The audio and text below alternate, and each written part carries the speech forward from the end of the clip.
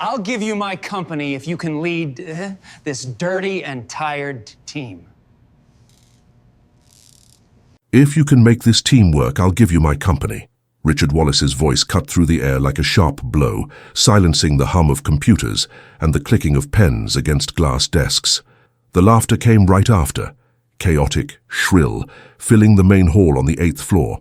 Lena Carter stood still, the bucket still in her hand, the smell of disinfectant mixing with the expensive perfume of the executives. He spoke loudly on purpose, projecting every word so everyone could hear. Yes, ladies and gentlemen, I've just promoted the janitor to manager. If she can lead the dirtiest, most exhausted team in this building, I'll hand her the keys to Pure Line. Mocking applause followed, and the billionaire's laughter scraped the air like glass. Lena didn't answer. She slowly let go of the bucket, the metallic sound echoing across the cold floor. Her eyes, dark and steady, rose to meet his, and the entire hall seemed to hold its breath. Richard stepped closer, his dark suit gleaming under the white ceiling lights, his smile curved with disdain. "You're not going to say anything? I thought people like you loved a challenge." His voice dripped with venom. She took a deep breath and replied calmly, "Challenge accepted." The silence was immediate. Even the hum of the air conditioner seemed to vanish. Richard blinked, surprised for a moment, then laughed again. "Perfect. Let's see how far that detergent courage of yours goes." The laughter returned, more uneasy this time.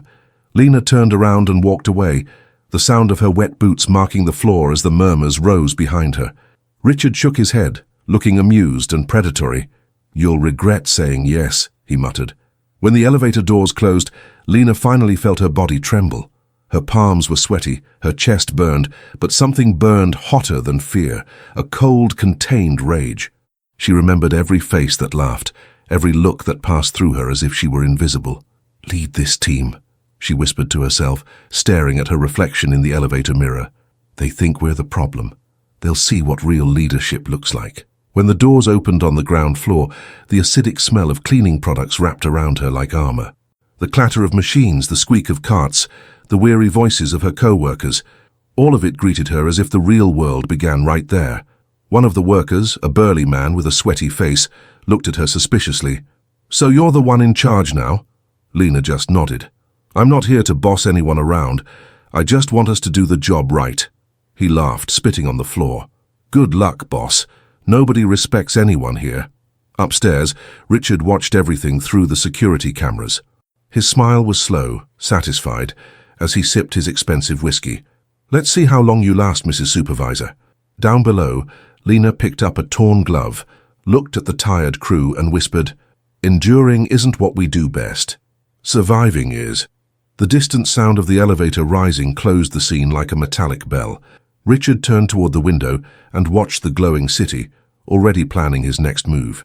Downstairs, Lena walked among the mops and buckets, unaware that she had just accepted the cruelest game of her life, the one where dignity was worth more than any company.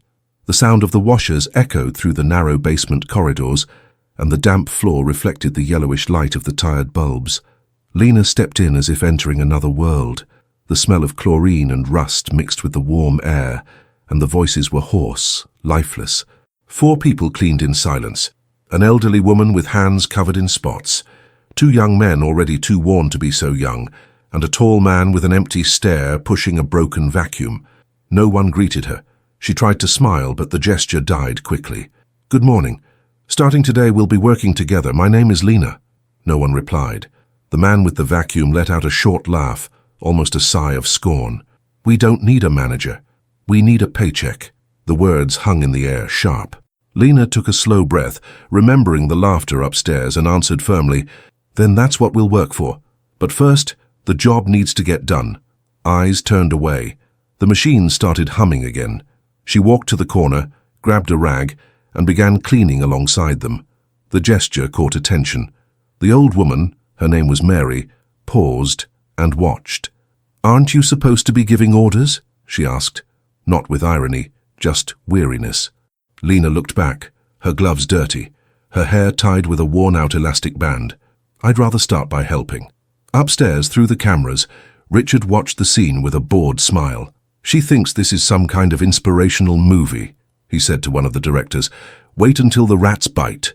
The laughter echoed again, muffled by the glass. Down in the storage area, Lena faced her first real act of defiance. One of the young men, Trevor, turned off the washer on purpose and claimed it was broken. She crouched down, examined the cord, reconnected it, and the machine roared back to life. The group exchanged silent looks. The hum of the motor sounded like a challenge accepted. "Sometimes the problem's just a loose connection," she said, returning to work. At lunch, no one wanted to sit with her. She stayed in a corner, eating a squashed sandwich and watching the others laugh among themselves. The sound of cans popping open, chairs scraping the floor, the smell of cheap food. It all felt like part of the same rejection. But Mary stood up, walked over with slow steps, and placed a bottle of water on the table. "It's nothing personal, dear.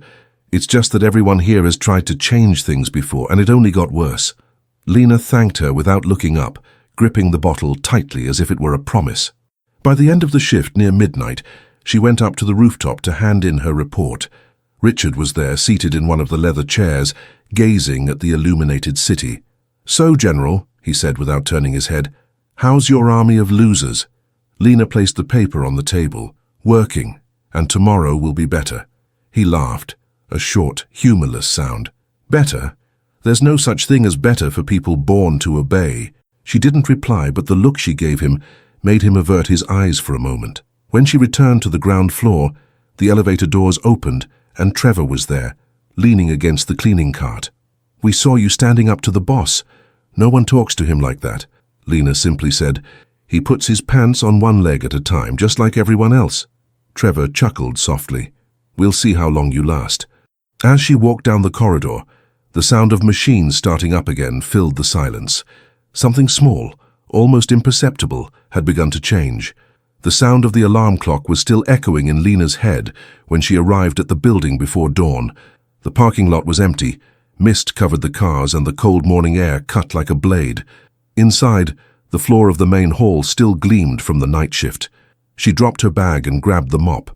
The cameras blinked discreetly on the ceiling. Richard, sipping coffee in his panoramic office, saw the image on the screen and frowned.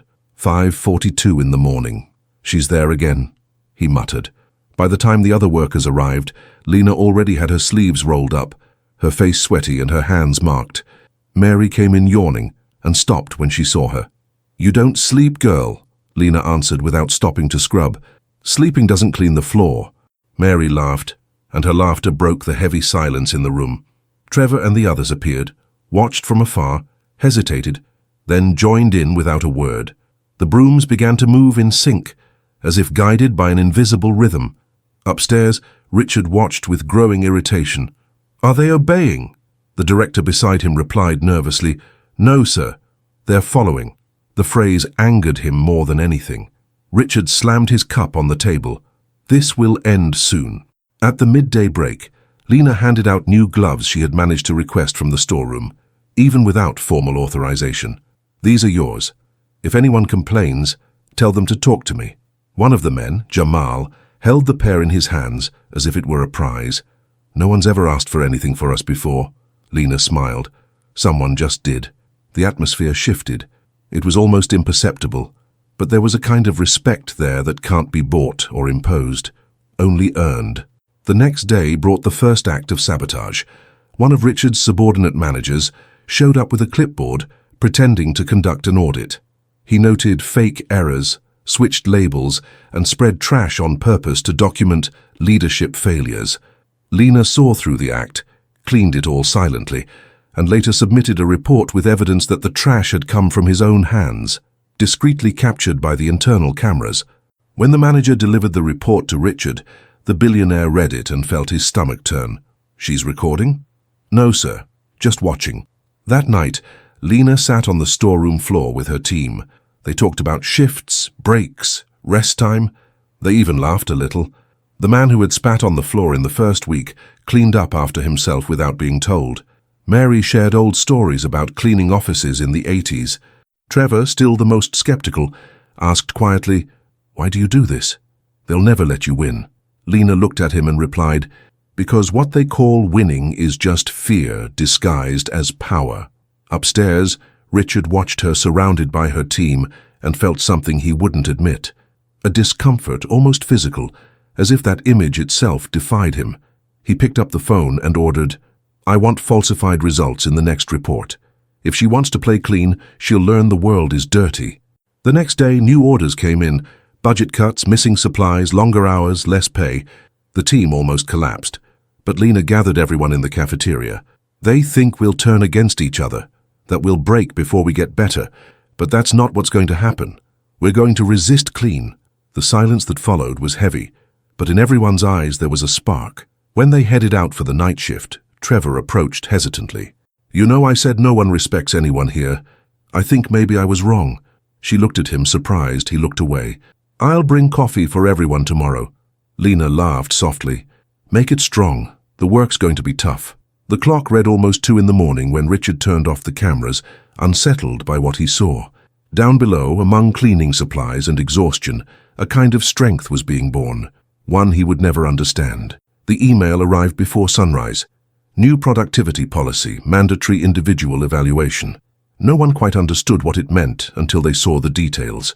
Richard had imposed impossible targets, with automatic penalties for any delay. The air in the storeroom grew heavy. Lena read the message on her phone, her face lit by the bluish glow, and felt anger rise along with the sound of machines starting up. Upstairs, Richard watched through the cameras and murmured, "Let's see how long her heroism lasts without air." The inspections began that afternoon. Managers walked in rows, clipboards in hand, noting everything, filming everything. One of them even kicked over Mary's bucket on purpose, spilling water down the hall. Lena knelt, picked up the rag, and cleaned without saying a word. Her silence hurt more than shouting would have. The man laughed, wrote down "operational inefficiency," and left. Trevor took a step forward, his fist clenched, but Lena held his arm. "That's not how we win," she whispered. He took a deep breath and stepped back. That night, the air felt dense. The group was exhausted, but no one went home. They cleaned the main hall until the floor shone like glass. When they finished, Lena asked them to stand still, looking at their own reflections. "They want to see us broken, so tomorrow we come back stronger, and if you fall, I'll lift you up." Her words weren't a speech. They were survival. Across the building, Richard received a live video from one of his directors. It showed exactly that, the workers standing together, silent, staring at the floor. He paused the video and chuckled. "They think this is poetry." He picked up the phone. "Tell maintenance to collect the new carts. Let's see if she still sings without instruments." In the morning, when they arrived, there was no equipment. Old brooms, burned-out machines, torn gloves, everything back to how it was. The shock was instant. Lena stood still for a few seconds, her chest rising fast, but she didn't cry or shout. She turned and started cleaning with her bare hands. One by one, the others joined in. When Mary saw it, she took off her gloves and said, "If we're starting from zero, we start together." Upstairs, Richard watched the scene and clenched his fists. "This isn't normal. They should have given up." The director hesitated before answering. "They're not working for the money anymore, sir. They're working for her." The billionaire stood abruptly. "Then let's cut the her." Hours later, Lena was summoned to the executive floor. The glass office smelled of expensive perfume and arrogance. Richard stood facing the window. "Congratulations. You've achieved what I wanted. Too much attention." She stayed silent. He turned slowly. "But it's over now. You've crossed the line. Meetings off schedule, changes without approval, reports sent to the board. That's insubordination." She held his gaze. "That's leadership." Her calm tone infuriated him like a punch. "You think you're special because they follow you. They follow you because they're afraid to be next, not because they respect you." Lena took a deep breath, but before she could reply, he stepped closer. "You don't get it, girl. Nobody rises by scrubbing floors. You exist only as long as I allow it." She didn't move. "Then maybe that's the problem. You've never understood what it means to serve." For a moment, the silence was absolute. The distant sound of traffic rose through the window like a murmur. When she left the office, the hallway felt longer than ever. The team waited for her downstairs, anxious. Trevor asked, "Well?" Lena simply said, "We've got work tomorrow." And she began fixing the broken carts with duct tape, improvising handles and wheels. That night she stayed alone cleaning the main entrance floor. Her hands trembled with pain, her knees burned, and silent tears rolled down her face. But before she finished, she heard footsteps behind her. It was her co-workers, All of them, bringing coffee, rags, and even music from an old radio. "You're not alone, Lena," Mary said with a smile. She tried to reply, but her voice failed. The whole team started cleaning together, singing softly, until the sun rose. In his office, Richard received the recording from one of the guards and watched it in silence. The voices, the quiet laughter, the glow of the people he saw as disposable. His jaw tightened. "They think they've won." He deleted the video and ordered, "Prepare the board meeting. Let's see who really runs this place." The rain fell hard, running down the lobby windows, and the reflections in the puddles on the floor looked cleaner than the glass itself. It was Monday. The shift began with the sound of brooms and the metallic scent of effort, but something was different. The team, once disorganized, now moved in sync, like a single body. Lena spoke little, just gestures, glances, and the rhythm happened naturally. On the clock, time passed slowly, but the building seemed to breathe easier. Upstairs, Richard stared at the reports that made no sense. Productivity up, complaints down, cleanliness rated perfect. He spun the pen between his fingers, irritated. "This is manipulation. Someone's cooking the data." The director tried to speak, but Richard cut him off. "There are no miracles when the trash is human." He threw the papers onto the table. That afternoon, Lena gathered the team.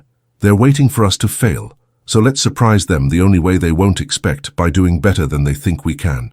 No one replied, but the silence meant agreement. Trevor was the first to stand, grabbed a mop and said, "Then let's clean until the mirrors feel ashamed." Quiet laughter broke the heavy air. 3 weeks passed. The building became an example. The Pure Line board began citing Sector B as a model for internal restructuring. Richard masked his discomfort in meetings, forcing a smile whenever her name was mentioned. At night, alone in his office, he watched the camera footage, Lena organizing shifts, encouraging the crew, covering Mary's hours when she was ill. It ate at him. "That's not leadership. That's performance," he muttered, but his voice already sounded tired, almost unsure. The rumor about the bet started to leak.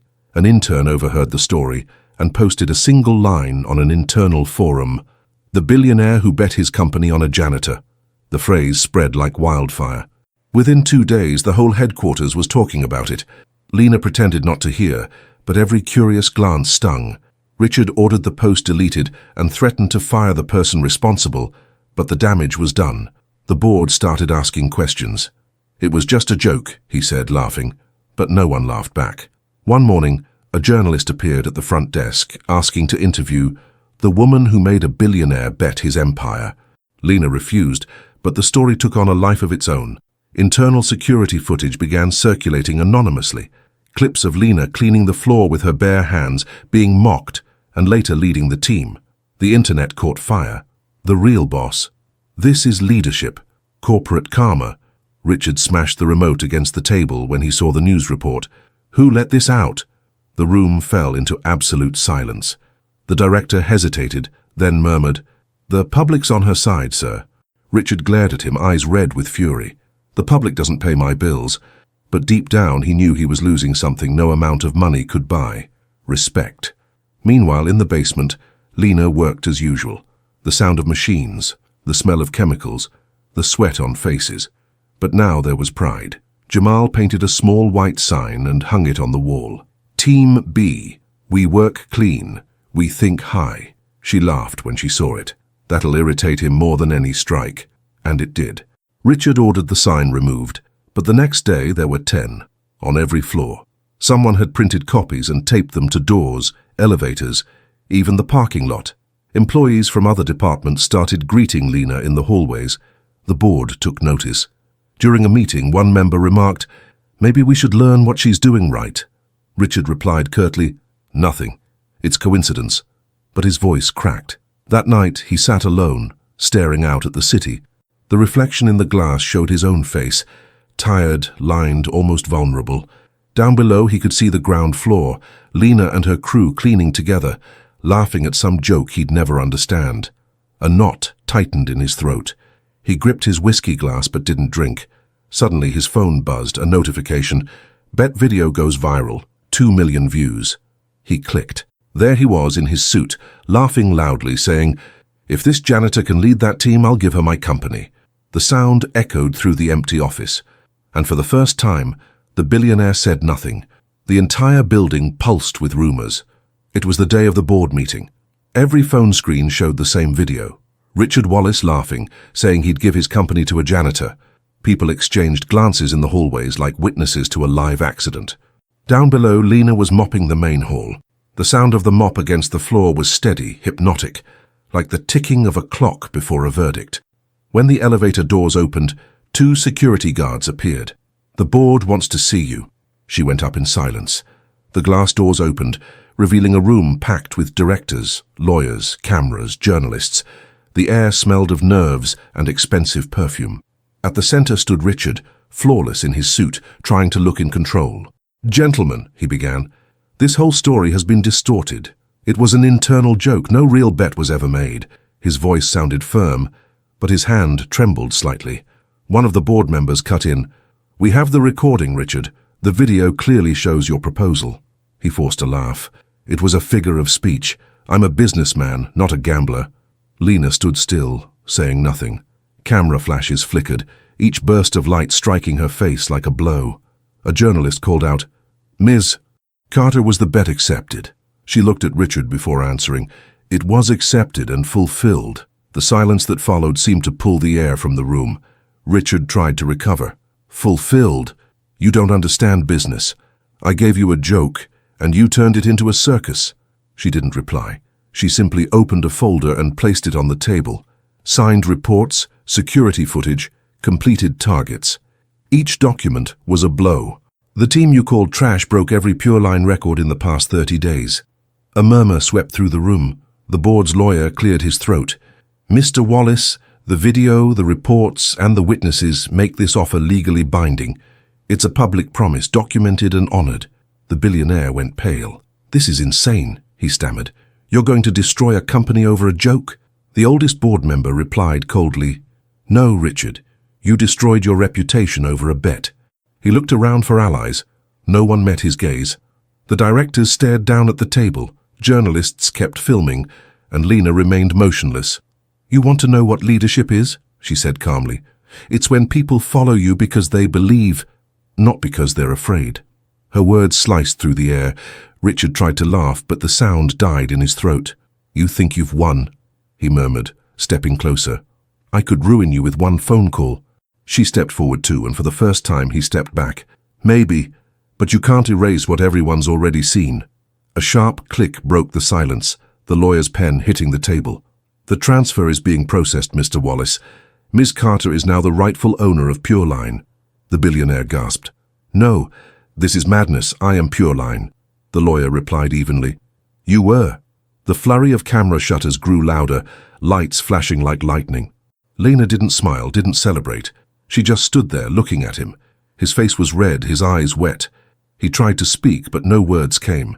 His hands trembled. Outside, employees had gathered. When she stepped out of the room, the hallway was full. Mary waited with tears in her eyes, and Trevor held a small improvised bouquet of flowers picked from the garden. No one shouted, no one clapped. Only silence, the kind that carries respect. Inside, Richard knocked over a glass, the sound shattering both crystal and pride. "It's over, Mr. Wallace," said the board member without looking at him. He stood frozen, surrounded by screens showing his face on every news channel. Lena crossed the main hall, and her reflection gleamed on the floor she had cleaned for months. It was the same floor, but the world had turned upside down. In the days following the board meeting, Pure Line became headline news. "Janitor defeats billionaire in public bet. Leadership through respect, the Pure Line scandal." The story ran across every network, and the videos racked up millions of views online. The company didn't collapse, but it staggered. Sponsors pulled out, investors demanded explanations. Shares dropped 15% in a week. Richard Wallace wasn't arrested, nor did he lose his fortune. But he lost what money can never buy back: control. The board temporarily suspended him to protect the company's image, and his name was removed from all official statements. He spent his days isolated in his Manhattan penthouse, watching interviews about the new culture of Pure Line, hosted by a spokesperson who barely mentioned him. Meanwhile, Lena returned to work. She refused the CEO position. "I don't want the chair. I want the respect," she told the board. She accepted the role of Chief Operations Director, with full authority to restructure the most neglected departments. "I'll start at the bottom, where everything begins dirty," she explained. Her first actions were simple but symbolic: fair wages, mandatory breaks, and health insurance for all cleaning staff. In the hallways, the blue uniforms walked with their heads held high. The atmosphere had changed. The fear that once lingered like an invisible odor had vanished. When Lena passed by, people greeted her with genuine admiration. Not the admiration for a hero, but for someone who endured without bowing her head. Across the city, Richard watched an interview with Lena on television. Her expression was calm, professional. She spoke about efficiency, empathy, and productivity, steady without resentment. He turned up the volume. "She talks like an executive," he muttered. The woman beside him, a corporate lawyer hired to handle the fallout, replied, "She is an executive, you just never noticed."